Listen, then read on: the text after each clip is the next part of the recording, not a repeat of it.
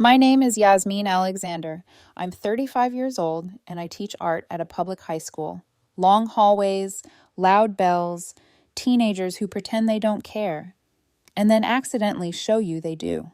I'm also a single mother to my son Liam, who was 8 at the time. 10 months ago, I made a decision that still wakes up in my chest some nights like a trapped animal. I brought my child to my parents' Christmas party, thinking it might finally be the night he felt loved by the people who were supposed to love him automatically. And what happened there changed our lives. To understand why I even walked into that house, you have to understand the kind of hope you start collecting when you're raising a child alone. Not the big, bright hope people post online. The small kind. The kind that says, maybe this time they'll see him. Maybe this time they'll see me. 2 weeks before Christmas, my phone buzzed while I was rinsing paint off my hands after school. A text from my mother, Elaine. No greeting, no emoji, no warmth. Christmas party at home, 6 p.m., December 24th. Marin and Jonathan will host. Bring something to share. I stared at it longer than I should have, because that message, cold as it was, still felt like a door cracking open. My parents didn't invite me to things because they missed me. They invited me because it made the family photo look complete. But Liam didn't know that. Liam only knew Grandma had a big Christmas tree, and Grandpa had those peppermint candies in his coat pocket. Liam only knew that when he laughed, the world sometimes laughed with him. And Liam had something he'd been practicing for months. Magic. Since he was 6, magic had been his language. He didn't just like it, he needed it. He watched videos the way other kids watch cartoons, eyes wide, mouth slightly open, like wonder was oxygen. I'd enrolled him in a little after-school magic class at a community center near our neighborhood. The tuition made me swallow hard every month, but the first time he made a coin disappear and looked up at me with that grin, like he'd just discovered a secret doorway in the universe, I knew I'd never regret it. Every evening after I stumbled home from teaching, Liam would meet me at the door like I was a celebrity, wrap his arms around my waist and say, "Mom, you have to see this one. You have to." Magic became our bridge. It helped me forget the bills on the counter, the empty space at the other side of my bed, the questions Liam didn't ask out loud anymore. So when my mom texted that invitation, my first thought wasn't about my own bruised history with my family. It was about Liam standing in front of a room full of relatives and finally hearing someone say, "Wow, he's amazing." I hesitated before replying. My thumbs hovered over the screen like the wrong sentence might detonate something. Then I typed, "Can Liam perform a short magic act at the party? He's been working really hard." My mother didn't respond. Not that night, not the next morning. I waited 2 days with my phone face up beside me like it was a judge about to announce my sentence. When her reply finally came, it was as short as her invitation. "Fine, keep it short. Marin has plans for the kids." "No, that's sweet. No, we'd love to see him. Just permission, trimmed down to the bone." But Liam didn't need her enthusiasm to get excited. He only needed a yes. When I told him, he froze for half a second, like his brain had to make sure he heard me correctly, and then he launched himself into my arms so hard I almost stumbled. "Really?" he whispered. "I get to do it for everyone?" I nodded, smiling, even as a tight knot formed behind my ribs. "Yes, baby, you do." From that day on, Liam practiced like he was training for a championship. He lined up his props neatly on the coffee table, a deck of cards, 2 coins, a red silk scarf he treated like it was made of gold. He rehearsed his introduction in a tiny formal voice that made me want to laugh and cry at the same time. "Ladies and gentlemen," he'd say, standing with his shoulders back, "prepare to be amazed." I bought him a small black suit and a bright red bow tie. Not expensive, just something that made him feel official. The first time he tried it on, he stood in front of the mirror and adjusted the bow tie with both hands, like he was a grown man heading to an interview. "Mom," he said serious, "do I look like a real magician?" "You look," I told him, "like the best magician I've ever seen." The night before the party, December 23rd, he crawled into my bed the way he used to when he was smaller. He tucked his face against my shoulder and whispered, "What if they don't like it?" I kissed his forehead. "They will," I said, with the confidence of a mother and the fear of a daughter. But deep down, my mind had already walked ahead into that house and seen the person who could ruin it all with one smirk. My older sister, Marin. Marin was 3 years older than me, and she carried that 3 years like a crown. She was brilliant in a way that made adults lean forward when she spoke, the kind of person who succeeded so loudly it made everyone else sound like they were whispering. She worked in tech, climbed ladders like they were escalators, lived in a 5-bedroom house in one of Austin's wealthiest neighborhoods with her husband Jonathan, who smiled politely at everyone and still somehow never interrupted Marin's spotlight. My parents adored her. They didn't just love her, they believed in her. Like Marin was proof they'd done parenting right. And me? I became the comparison. Why can't you be more like your sister? Art teacher, that's what you're doing with your life? Even when Liam's father passed away, when my life split into a before and after, my dad's first concern wasn't my grief. It was math. How are you going to raise a child on that salary? Marin had always treated magic like a con. Last year, at a family birthday party, Liam had offered to do a trick for the kids. Marin shut it down without even looking at him. Not necessary, she'd said. They can just play games. Liam cried in the car afterward, quietly, like he was embarrassed to be sad. I should have learned then, but hope makes you stupid in the most tender ways. On December 24th, we arrived at my parents' house at 5:30 p.m. It was decorated like a Christmas movie. Blinking lights, wreaths, ribbons, a massive tree in the living room, drenched in ornaments and gold tinsel. Gingerbread and roasted turkey filled the air.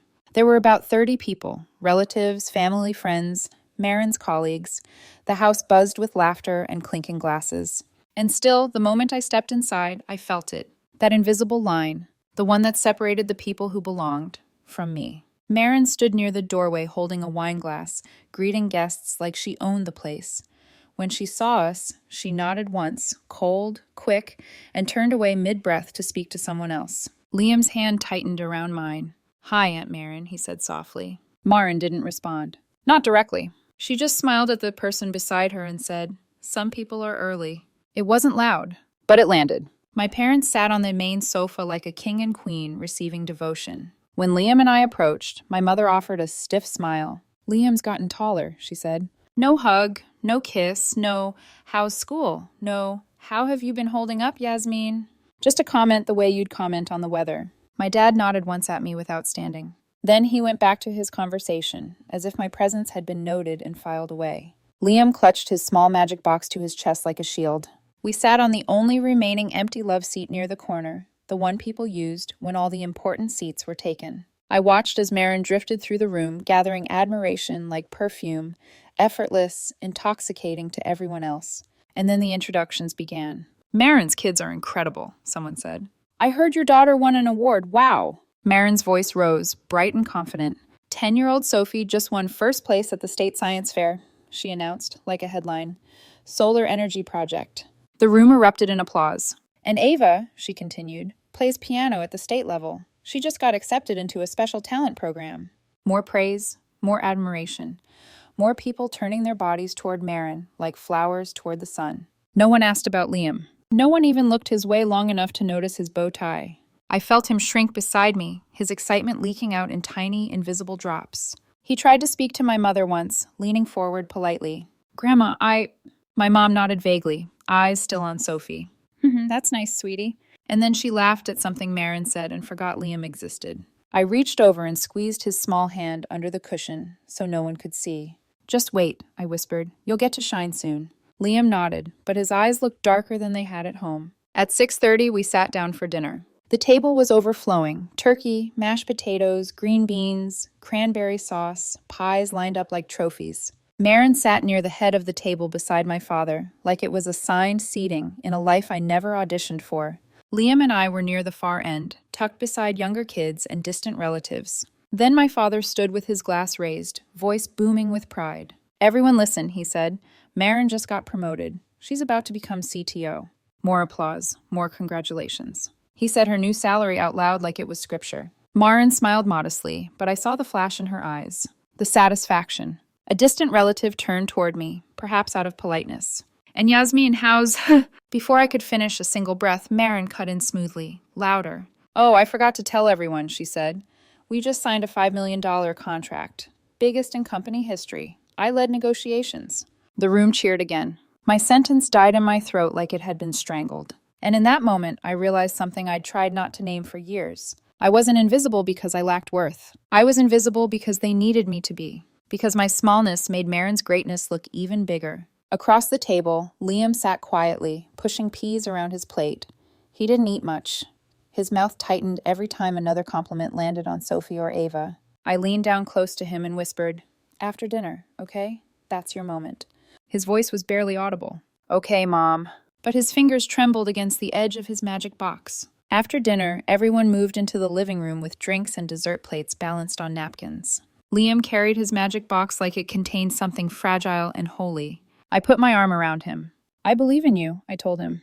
A few minutes later, after my mother gave a reluctant nod, like granting a chore, not a joy, Liam stepped into the center of the room. He looked so small under the glow of the Christmas lights. Small suit, red bow tie, serious little face. He took a deep breath, lifted his chin, and said in that practiced voice that still shook just a little, "Ladies and gentlemen, prepare to be amazed." Some people clapped. Kids leaned forward, excited. My parents clapped lightly, like they were being polite. And then I saw Marin, standing near the corner, arms crossed, watching Liam the way a scientist watches a mistake, like she was counting the seconds until she could correct him. Behind her, my cousin Mike stood with his phone out, recording like he always did, capturing family memories.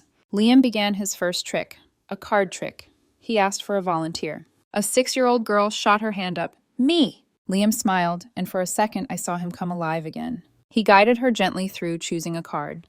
He performed the moves his teacher had drilled into him. The card appeared where it wasn't supposed to, and the kids squealed. A few adults applauded. Liam's shoulders loosened. Then he did the disappearing coin, borrowing a coin from Uncle Bob.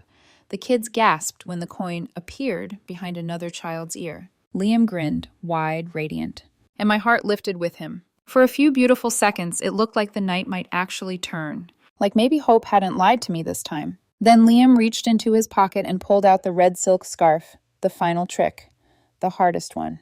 The one he'd practiced until his hands cramped.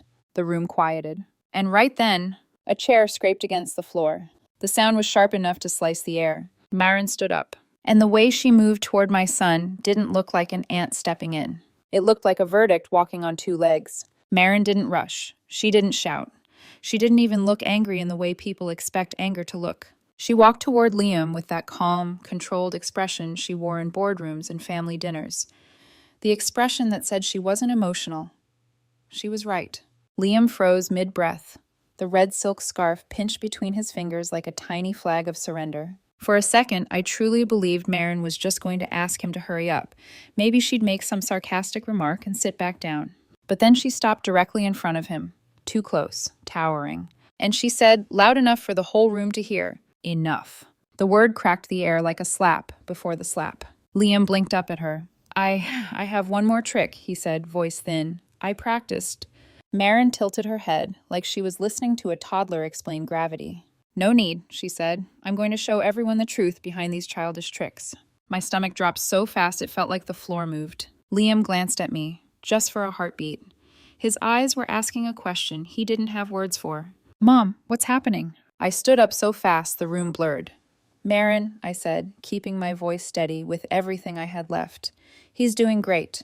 Let him finish." Marin didn't even look at me. She turned to the crowd as if I was background noise. "Magic isn't magic," she announced. "It's organized deception." A few people chuckled awkwardly, assuming it was a joke. It wasn't. She pointed at the deck of cards on the coffee table like she was presenting evidence in court. "That card trick? It's called a force. Basic technique. You can learn it on YouTube in 5 minutes." Liam's face flushed, the color spreading from his cheeks to his ears. His fingers tightened around the scarf. "And the coin?" Marin continued. "It never disappeared. It was palmed.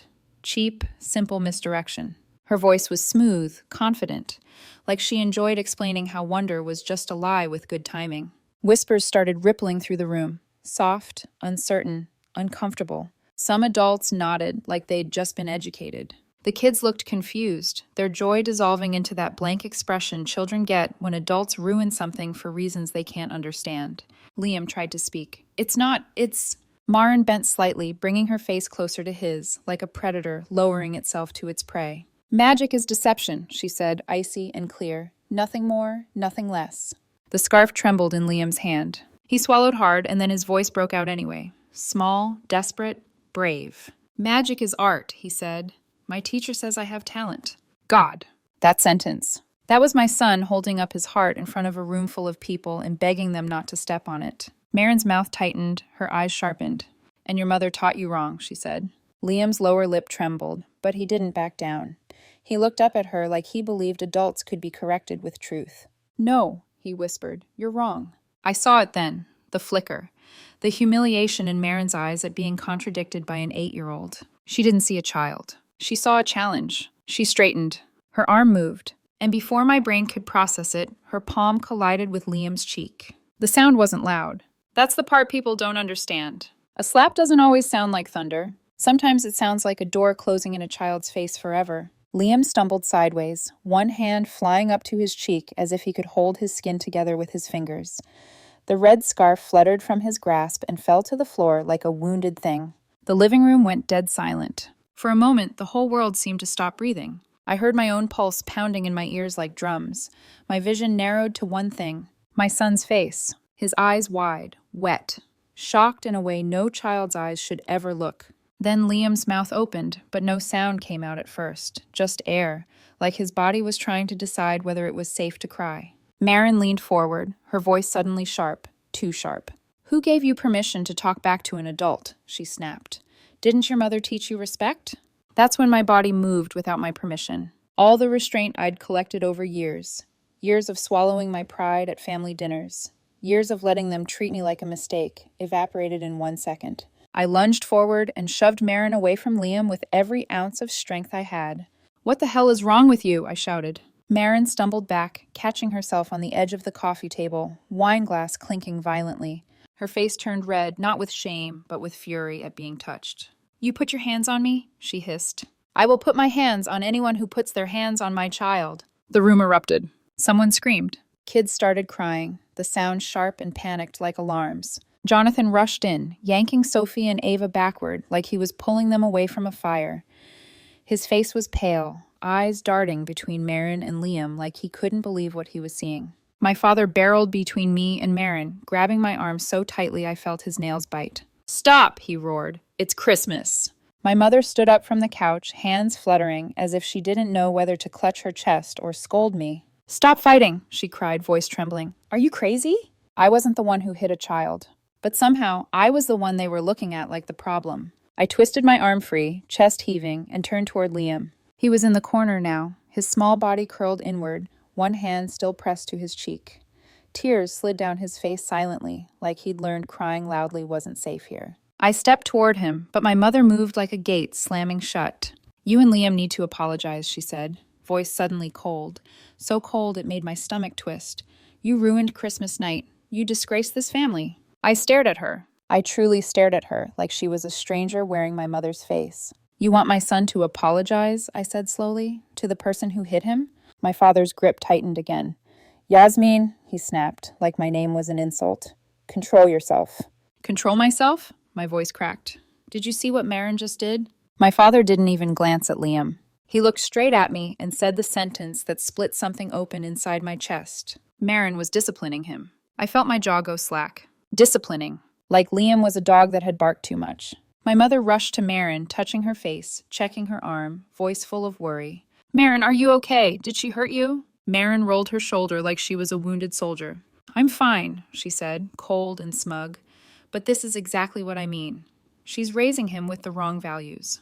My son stood there crying, and my mother didn't even look at him. Not once. The room split into murmurs, arguments sparking like matches. Uncle Bob stepped forward, his voice stern.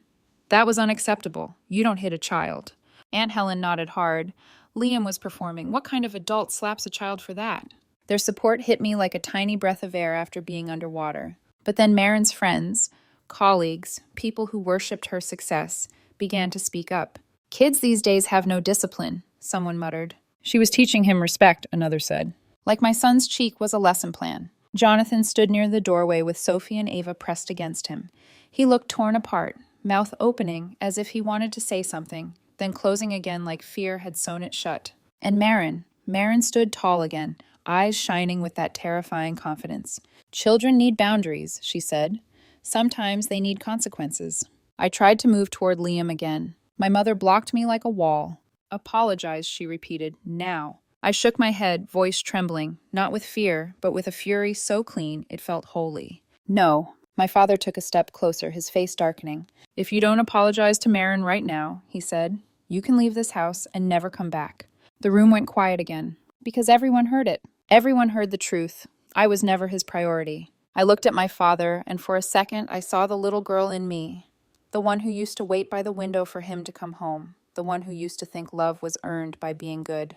That girl went silent, because the woman I had become finally understood something. They would sacrifice me. They would sacrifice Liam. As long as Marin stayed golden. I took a breath, opened my mouth to answer, and then there was a knock at the front door. Hard, official, the kind of knock that doesn't ask permission. A stern voice followed, cutting through the chaos like a blade. Austin Police. Someone reported domestic violence at this address. Marin's face drained of color so fast it was almost impressive. My mother's hands flew to her mouth. My father stood frozen, like his perfect little Christmas performance had just been interrupted by reality. My cousin Mike stepped out from the corner, phone still in hand, expression calm in a way that made my heart pound. He'd been recording. He'd recorded everything. And now, whatever happened next wasn't going to be decided by Marin's reputation or my parents' excuses. It was going to be decided by the truth. The front door opened with a rush of cold air and authority. 2 police officers stepped inside, one tall, broad-shouldered, eyes scanning the room like he was already assembling the story, the other slightly shorter, calm, observant, hand resting near his belt. The taller officer spoke first. Who called this in? For half a second, no one answered. My parents looked at each other, panic flashing across their faces like a shared secret cracking. Marin stood stiff, jaw clenched, her confidence suddenly brittle. Then Mike stepped forward. I did, he said steady. My name is Mike Carter. Every head in the room snapped toward him. Mike raised his phone. I witnessed Marin Carter slap her nephew, Liam Alexander, who was 8 years old. I recorded the entire incident. The room seemed to tilt. My mother made a small, broken sound in her throat. Mike, why would you... The officer held up a hand. Ma'am, please. He turned toward Liam. My son stood frozen in the corner, still clutching his cheek, eyes red and glassy. His body was hunched in on itself like he was trying to disappear. The shorter officer knelt in front of him, lowering himself to Liam's eye level. His voice softened instantly. Hey there, buddy, what's your name? Liam, he whispered. Does that cheek hurt? Liam nodded. A lot. Something in my chest cracked. The officer examined Liam's face carefully, then took out his phone. He photographed the red imprint. Clear, unmistakable, the shape of an adult hand burned into a child's skin. Each click of the camera felt like a verdict. The officer stood and turned toward Marin. You're Marin Carter? Yes, Marin said quickly, straightening. But this is being blown out of proportion. I was disciplining him. He was talking back. I felt rage surge, but the officer's expression didn't change. You do not have the legal right to strike a child, he said evenly. Not your child. Not anyone's. My father stepped forward, hands raised. Officer, please. This is a family matter. We can handle this ourselves. My mother rushed in beside him, voice shaking. Marin would never hurt anyone. She's a good person. I looked at them, really looked. They were pleading for the woman who had just hit their grandson. They hadn't asked once if Liam was okay. The officer turned slightly, his gaze sharp. Sir, ma'am, once child abuse is reported, we are required to investigate. This is not optional. He looked around the room. Did anyone else witness the incident? Mike lifted his phone again. I did, and I have video. Marin's eyes flew to him, wide with disbelief. No, she said, you can't. The officers took the phone, stepping aside to review the footage. The room filled with the thick, suffocating silence. No one spoke. No one breathed normally. I watched the officers' faces as the video played, how their expressions tightened, how one of them exhaled slowly through his nose. After a minute that felt like an hour, the phone was handed back to Mike. We'll need a copy of that video, the officer said. You'll have it, Mike replied without hesitation. Then the officer turned back to Marin. Marin Carter, he said firmly, you are under arrest for child abuse. The words landed like an explosion. My mother collapsed into a chair, sobbing. No, please. My father stood rigid, his face drained of color, like he was watching a structure he'd spent his whole life building finally cave in. The handcuffs clicked shut around Marin's wrists. The sound echoed. Jonathan covered Sophie and Ava's eyes as Marin was led toward the door, her earlier confidence replaced with pure shock. As she passed me, she didn't look at Liam. She didn't look at me. She looked straight ahead, like this was something happening to her, not because of her. At the door, my mother whirled toward me, her face twisted with tears and fury. You did this, she screamed. You destroyed this family. Are you happy now? I didn't answer her. I knelt in front of Liam and wrapped my arms around him, pulling him into my chest. He shook like a leaf in a storm. "I've got you," I whispered. "I've got you." I stood, lifted him into my arms, and walked out of that house without looking back. The drive home was silent. Liam sat in the back seat clutching his old stuffed rabbit, the one his dad had bought him years ago. He stared out the window, blinking slowly, like the world had become something he didn't trust anymore. At home, I helped him into pajamas. He didn't speak. When I asked gently, "Do you want to talk?" he shook his head and turned to the wall. I lay beside him until his breathing evened out. That night, I turned my phone back on. Messages flooded in. From my mother, "You ruined Christmas. Marin was arrested because of you." From my father, "You chose your child over your family. Don't expect forgiveness." Not one message asked how Liam was. I blocked them all. Near 11, my phone rang again. "Jonathan, I'm so sorry," he said, voice breaking. "What Marin did, it was wrong. Is Liam okay?" For the first time that night, I felt something like relief. After I hung up, I lay awake listening to Liam's breathing, watching his chest rise and fall, making a promise so quiet it felt sacred. No matter what it cost me, I would never let anyone hurt my son again. The knock came the next morning, just after I'd poured cereal into a bowl Liam didn't touch. It wasn't loud. It wasn't aggressive. It was professional. When I opened the door, a woman stood on my porch holding a clipboard and a document case. Mid-40s, calm eyes. The kind of presence that didn't panic you, but didn't let you lie either. "Ms. Alexander?" she asked. "Yes. My name is Sarah Collins. I'm a social worker with Child Protective Services. We received a report regarding an incident on December 24th. May I come in?" I stepped aside immediately. Our house suddenly felt smaller than it ever had before. Every scuff on the wall, every second-hand piece of furniture, every stack of mail on the counter seemed to scream for judgment that never came. Sarah sat at the kitchen table while I recounted everything. Slowly, carefully, my voice steady until it wasn't. When I described the slap, my throat closed. I had to pause. Sarah didn't rush me.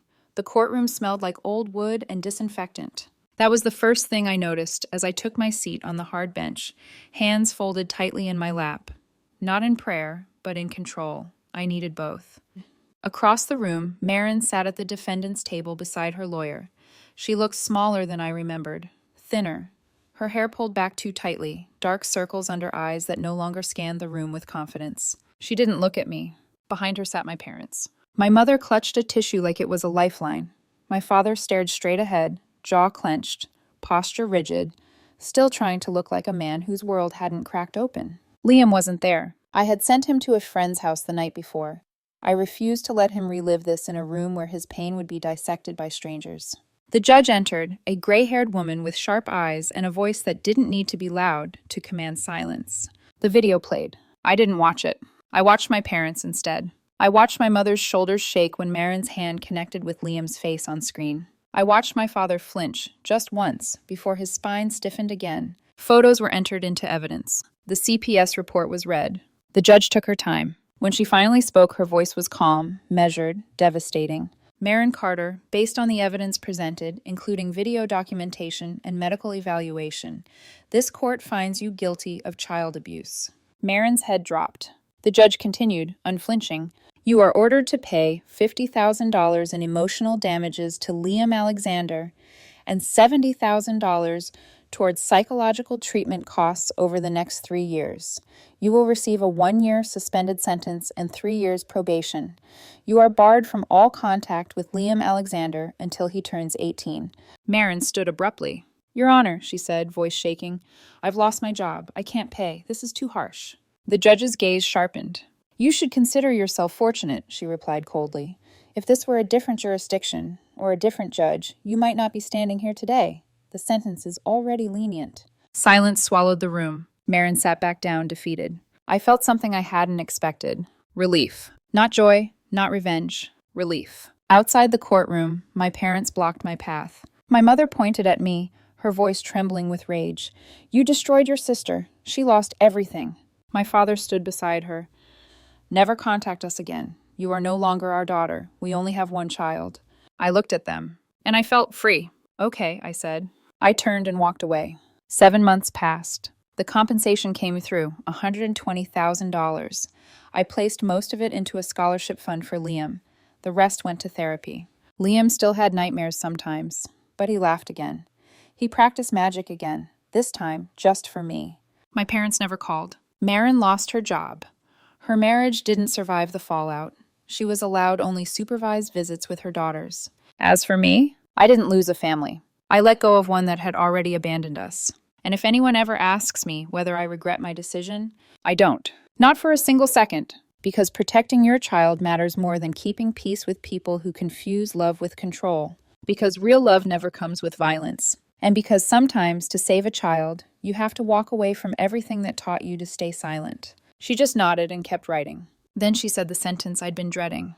I need to speak with Liam alone. I walked him to his room, crouched in front of him, and brushed his hair back. You didn't do anything wrong, I whispered. Just tell the truth, okay? He nodded. The door closed. I stood in the hallway staring at the floor like it might open up and swallow my fear. 15 minutes later, Sarah emerged with Liam. She photographed his cheek carefully, methodically. Each click felt like a confession. You did the right thing, she said when she finished.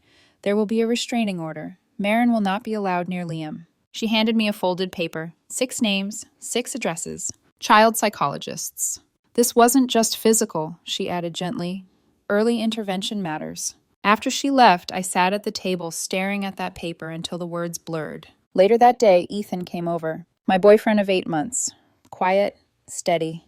The kind of man who listened more than he spoke. He didn't try to fix anything. He just brought groceries, cooked dinner, and sat beside me while Liam ate 2 bites and pushed the plate away. That night, my phone buzzed with notifications I hadn't blocked. That's when Claire Vaughn entered the story. Ethan's ex. She posted vague things online. Funny how some people weaponize victimhood, tagging mutual acquaintances.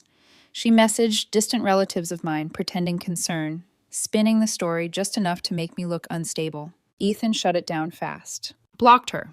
Publicly corrected the lies. I told him he didn't have to get involved. He shook his head. You're protecting your child. Anyone who twists that doesn't get access to our lives.